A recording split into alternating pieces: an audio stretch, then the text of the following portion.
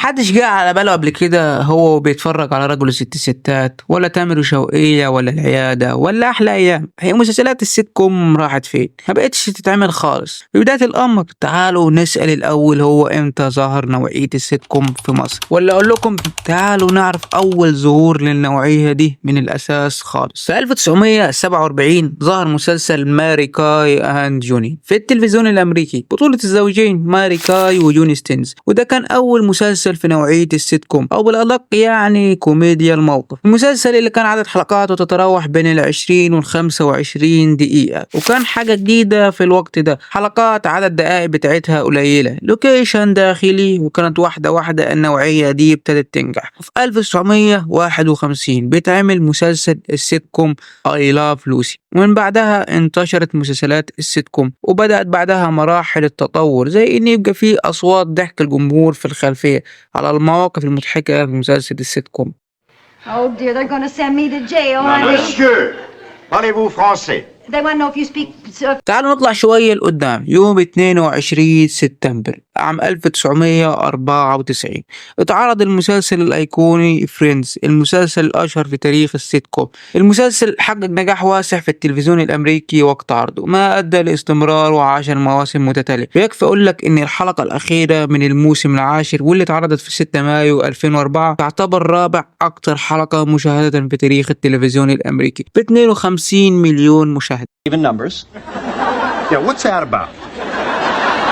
And you, Ross, I believe if you check Rachel's bag, you will find a half-eaten box of cookies in there. بعد ما خلص مسلسل فريندز في 24 مارس 2005 اتعرض مسلسل ذا اوفيس، وفي نفس السنة يوم 19 سبتمبر اتعرض مسلسل هاو ميت يور ماذر، واللي اتعمل منه النسخة المصرية مسلسل أحلى أيام. يعتبر يعني المسلسلين دول علامة في تاريخ مسلسلات السيت كوم. بعد ذروة نجاح مسلسلات السيت كوم في أمريكا في سنة 2002 يتعمل أول سيت كوم مصري، مسلسل شباب أونلاين، بطولة الشباب اللي كانت لسه طالعة وقتها أحمد الفيشاوي، بشرى، أمير كرارة، لقاء الخميسي. مسلسل ما حققش نجاح كبير وقت عرضه لأنه يعتبر حاجة جديدة على صناعة المسلسلات في مصر. يعني شوية شباب ومواقف كوميدية وصوت جمهور يضحك على الحاجات اللي بتتقال، فكرة غريبة ومحدش يستوعبها، بس بصراحة يحسب لصناع المسلسل على جرأتهم في طرح الفكرة وتنفيذ مشروع ما كانش فيه ضمانات للنجاح، وكان أول من ياخد الريادة في دخول السيت كوم في مصر.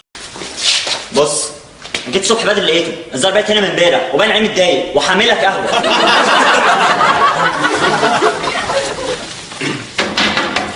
زياد،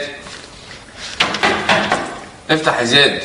إلى المسلسل ده ممكن ما كناش شفنا صناع المسلسلات اللي بعده خدوا الخطوة دي، قرروا ياخدوا ريفرنس على اللي اتعمل من قبلهم، يدوروا منه ويتعلموا من الأخطاء اللي قبله وما يقعوش فيها. مسلسل شباب أونلاين من غير ما يقصد فاد المسلسلات اللي اتعملت بعده، فتح السكة والمجال ليهم. هتقولي الحاجات دي نجحت في أمريكا، يعني مش صعب قوي إن هي تنجح في مصر. في أمريكا الثقافة مختلفة عننا، ممكن اللي ينجح عندهم ما يكونش مناسب وملائم للثقافة والتقاليد عندنا. في سنة 2006 اتعرض مسلسل تامر وشوقية، واللي كتبه أخرج بعض حلقاته المخرج شريف عرف. يعتبر ده واحد من أفضل مسلسلات السيت كوم اللي اتعملت في مصر، وكان السبب في الظهور الأول للنجم أحمد مكي وشخصية دبور، واللي قرر يستغلها ويعملها فيلم بعد كده. لما تصطادي سمك صغير أو بيبي يعني لازم ترمي المية تاني عشان حرام.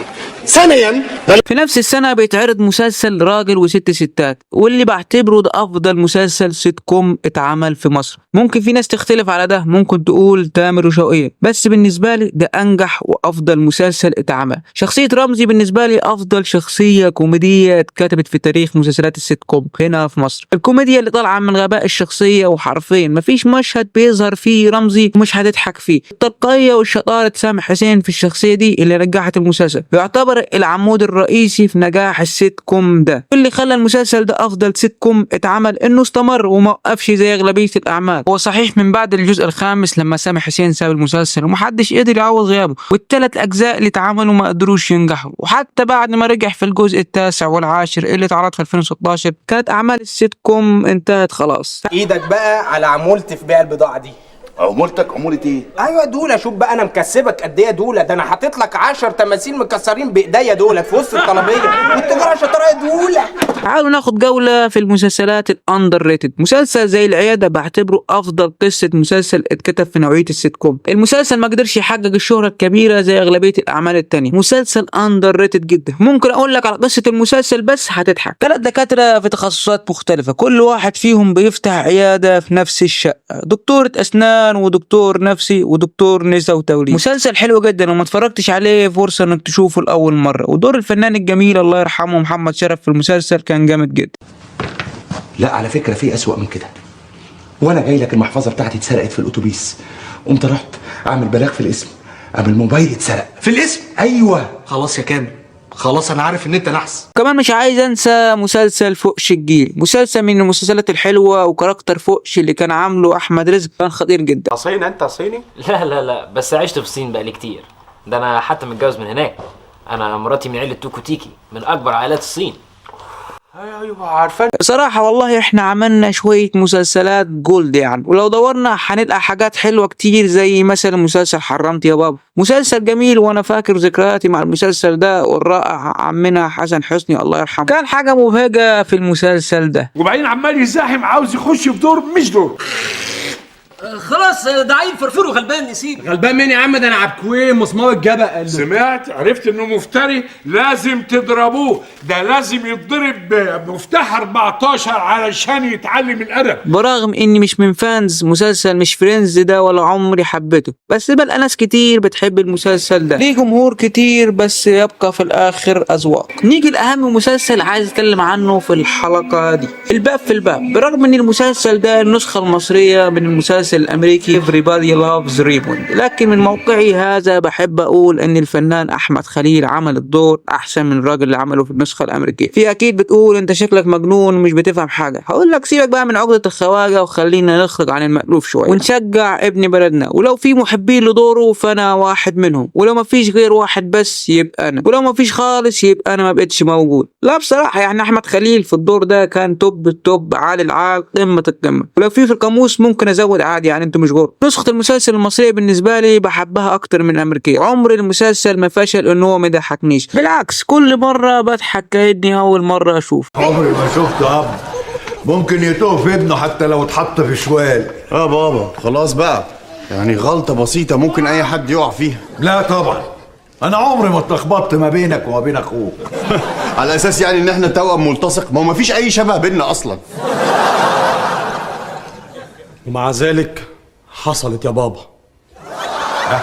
كمان مش عايز انسى اذكر مسلسلات اتعملت في 2009 كانوا عظمه برضه، زي بيت العيله وستة ميدان التحرير. ونيجي يا صديقي للسؤال اللي سالته في اول الحلقه، لماذا اختفت مسلسلات السيت كوم؟ الاجابه من وجهه نظري انه بسبب تطور التكنولوجيا ودخول عالم السوشيال ميديا، ظهور الكوميكس والميمز عمل مشكله لصناعه الكوميديا في مصر، وبسبب التطور المرعب ده ادى لانتهاء ظاهره السيت كوم في العالم كله، مش في مصر بس، واصبحت على راي المثل يعني موضه قديمه وراحت لحالها. وتبقى يا صديقي كل هذا مجرد آراء. ما تنساش تعمل لايك وسبسكرايب للحلقة دي عشان بجد تعبت في كتابتها، واشوفكم على خير. يلا تشاو.